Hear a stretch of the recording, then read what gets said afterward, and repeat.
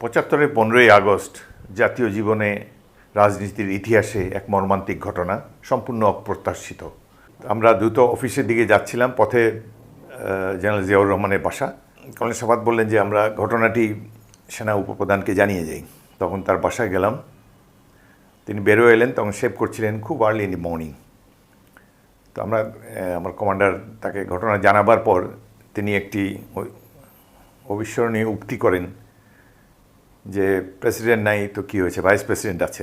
শেখ মুজিবুর রহমান অত্যন্ত বড় মাপের একজন নেতা ছিলেন, ইতিহাসই তাকে যথার্থ মূল্যায়ন করবেন। স্বাধীনতা আন্দোলন তার নামেই শুরু হয়েছিল, কিন্তু স্বাধীনতা আন্দোলনের পটভূমি তিনি রচনা করেছিলেন। এদেশের রাজনীতির ইতিহাস তো শেখ মুজিবকে ছাড়া লেখা যাবে না। আমরা রাজনীতি করি, কোনো রাজনৈতিক নেতা সেনাবাহিনীর হাতে এভাবে সবংশে নির্বংশ হবেন এটা আমরা কখনো কামনা করি না। আমরা এই হত্যাকাণ্ডের নিন্দা জানাইছিলেন। বীর মুক্তিযোদ্ধা মেজর জিয়াউর রহমান তার পক্ষ থেকে স্বাধীনতার ঘোষণা দিয়ে জনপ্রিয়তার তুঙ্গে উঠেন। এটি হলো বাস্তবতা। মেজর রশিদ ছিল এই 2 ফিল্ড রেজিমেন্ট আর্টিলারির কমান্ডিং অফিসার। সকালে ঘটনা ঘটার পরে ক্যান্টনমেন্টে তার কাছ থেকে আমি জানতে পারি পুরো জাতি সেদিন হতবাক হয়ে গিয়েছিল। সেদিন আমি ঢাকা ক্যান্টনমেন্টে 46তম ব্রিগেডে কর্মরত ছিলাম, ব্রিগেড মেজর রূপে।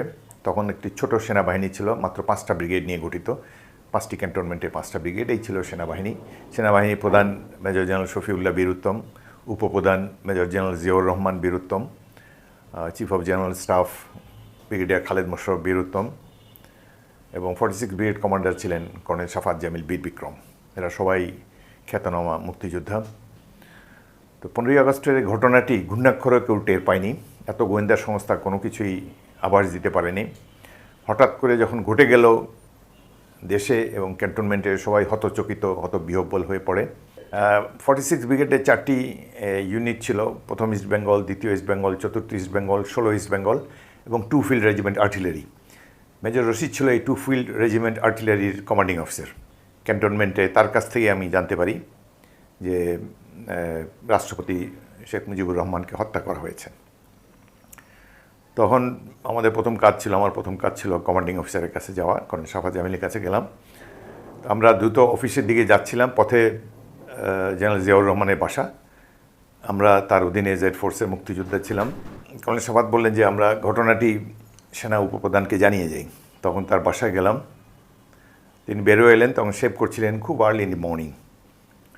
তো আমার কমান্ডার তাকে ঘটনা জানাবার পর তিনি একটি অবিস্মরণীয় উক্তি করেন যে প্রেসিডেন্ট নাই তো কী হয়েছে, ভাইস প্রেসিডেন্ট আছে। আমরা সৈনিক, আমরা সংবিধানকে সমুন্নত রাখব। এই কথাটি আজকে অনেকেই বিশ্বাস করবে না, বিশেষ করে যারা রাজনীতি করেন তারা মনে করেন যে আমি বিএনপি করি, আমি হয়তো জিয়াকে গ্লোরিফাই করার জন্য এই কথাটি বলছি। বাট এটি একটি সত্যি ঘটনা। কর্নেল সাফাত জামিল তার বইতে এই ঘটনাটি লিখে গিয়েছেন, আমরা দুজনই এর চাক্ষুষ সাক্ষী। আমাকে বিকেলের দিকে গণভবনে রিপোর্ট করার জন্য chief of general staff brigadier Khaled Mosharraf ডাকেন। বঙ্গভবনের নিরাপত্তার জন্য 46 ব্রিগেডে সেনা পাঠাতে হবে, সেজন্য আমাকে ডেকেছেন।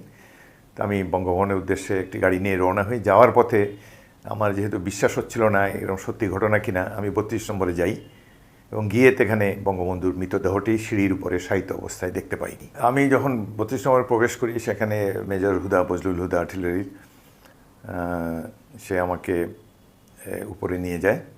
তো নিচে একটি মৃতদেহ ছিল বঙ্গবন্ধুর ভাই শেখ নাসিরের। সে আমাকে জানায়, আমি মুক্তিযুদ্ধ দেখিনি, তবে রক্তাক্ত টেবিল, টেলিফোনে রক্ত লাগা দেখলাম। তারপরে সিঁড়ি দিয়ে উপরে যাওয়ার সময় দেখলাম যে সিঁড়ির ল্যান্ডিংয়ের উপরে, একতলা দোতলার সিঁড়ির উপরে, কয়েকটা সিঁড়ির উপরে শায়িত রাষ্ট্রপতির দেহ, সাদা কাপড়ে আবৃত। এটি দেখলাম। পরে সেখান থেকেই যখন দেখলাম যে যা কিছু শুনছি সবই সত্যি, তখন নিচে নেমে এসে বঙ্গভবনের উদ্দেশ্যে যাত্রা করলাম। সেখানে গিয়ে দেখলাম খন্দকার মোশতাকের অধীনে শুধু শীর্ষ 4 জন নেতা বাদে মন্ত্রিসভার সকল সদস্য সেখানে ছিলেন। তাজউদ্দিন আহমদ তো আগেই ছিলেন না সেখানে, মন্ত্রিসভার থেকে তাকে বাদ দেওয়া হয়েছে। তো এই ঘটনার এত বছর পর বিশ্লেষণ, বিভিন্ন রাজনৈতিক দল যার যার দৃষ্টিকোণ থেকে বিশ্লেষণ করে। কারো কারো কাছে এটা জাতির সবচেয়ে ঘৃণিত একটি অধ্যায়, গণতন্ত্রকেই হত্যা করা হয়েছে বলা যেতে পারে, এবং একটি রাজনীতির জন্য একটি কলঙ্কিত ঘটনা বলে মনে করেন। অপর একটি গ্রুপ আছে যারা মনে করে যে এটিকে নাজাত দিবস হিসাবে, মুক্তি দিবস হিসাবে পালন করা উচিত। তো শেখ মুজিবুর রহমান অত্যন্ত বড় মাপের একজন নেতা ছিলেন, ইতিহাসই তাকে যথার্থ মূল্যায়ন করবেন। আমরা রাজনীতি করি, কোনো রাজনৈতিক নেতা সেনাবাহিনীর হাতে এভাবে সবংশে নির্বংশ হবেন এটা আমরা কখনো কামনা করি না, আমরা এই হত্যাকাণ্ডের নিন্দা জানাই। শেখ মুজিবুর রহমানকে হত্যা করা এটা তো রাষ্ট্রের কারো এই ধরনের সাহস না, এটা বিদেশি শক্তি সাহস জুগিয়েছে, বিদেশি গোয়েন্দা সংস্থা এগুলোর সাথে জড়িত অনেকেই এই ব্যাপারে লিখেছেন। আমরা অনুমান করি এই ধরনের কিছু ঘটেছে, এটার সাথে জাতীয় আন্তর্জাতিক শক্তি এটার সাথে জড়িত। না হলে এত বড় মাপের নেতাকে হত্যা করলো আর কিছুই ঘটল না সারা দেশে। সাথে সাথে আন্তর্জাতিক মহল থেকে যেসব স্বীকৃতিগুলো এসেছে, পাকিস্তান, চীন, বোঝাই যাচ্ছে যে এটি একটি আন্তর্জাতিক ষড়যন্ত্র। 15ই আগস্ট কারো জন্মদিন হতে পারবে না এমন কিছু নেই। জন্মদিন অনুষ্ঠান নিশ্চয়ই 15ই আগস্টও যার জন্ম সে জন্মদিন পালন করবে, এটি তার ব্যক্তিগত অধিকার। তবে সেটি কিছুটা সীমিত পরিসরে বা অন্যদের মনে আঘাত লাগে, জাতির মনে আঘাত লাগে, এই ধরনের আড়ম্বরহীনভাবে করা, এবং সেটি আমাদের চেয়ারপারসন বেগম খালেদা জিয়া তিনি বিপুল সমারোহের সাথে এই জন্মদিন পালন করেন না। বিএনপি একটি বিশাল দল, সেখানে রাজনৈতিক মতপার্থক্য থাকতেই পারে। এগুলো এক তো মিডিয়ার আলোচনা করার বিষয় না, এটা দলের অভ্যন্তরীণভাবেই নিরসন করা উচিত। তবে দলে এত বৃহৎ দলে কেউ কেউ মনক্ষুণ্ণ থাকতেই পারে, আমিও মনক্ষুণ্ণ থাকতে পারি। এতে বিএনপির মতো বিরাট একটা দল কতটুকু ক্ষতিগ্রস্ত হবে সেটা ভবিষ্যতই বলে দেবে। তো